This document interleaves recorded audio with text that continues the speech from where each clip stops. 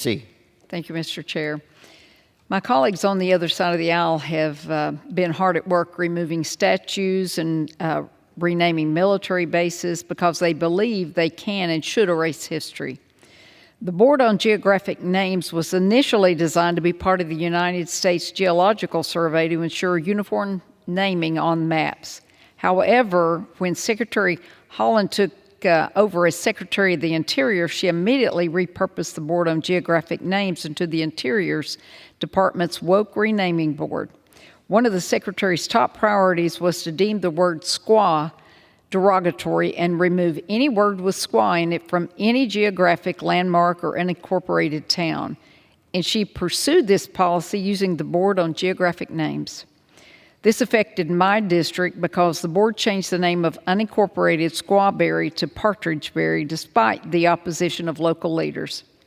This is complete government overreach, and it is unacceptable to allow the federal government to force their ideals down the throats of East Tennesseans. This is not what the government is supposed to be tasked with, and I question how long it will be until Secretary Haaland decides to turn her attention to every geographic landmark named for Columbus or Washington or Jefferson.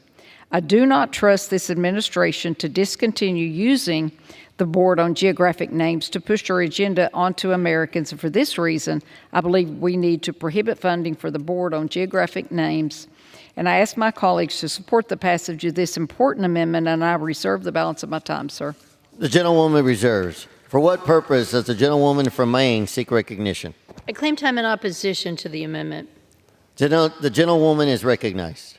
This amendment is one more controversial poison policy rider that sadly shows that extremist Republicans are not interested in bills that can gain bipartisan support and become law.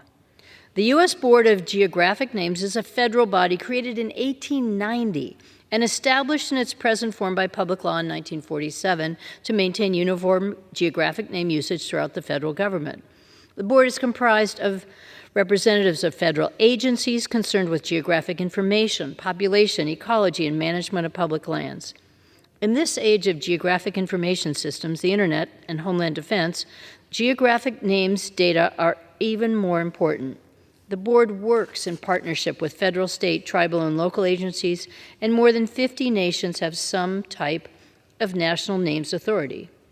My Republican colleagues should be more focused on creating bills that will garner bipartisan support and become law, not prohibiting funding for a board that helps surveyors, map makers, and scientists and serves the federal government and the public as a central authority to which name problems, name inquiries, name changes, and new name proposals can be directed. I urge my colleagues to reject this amendment, and I reserve. The gentlewoman reserves. The gentlewoman is recognized. Thank you, Mr. Chairman. Look, this is really a simple concept. If you don't think the federal government should be changing the names of localities, especially with the opposition of locals, support my amendment. This is federal overreach, plain and simple. And with that, sir, I yield back. Gentlewoman yields. The gentlewoman is recognized. It's yours. Sorry. I know. Yield back. Gentlewoman yields.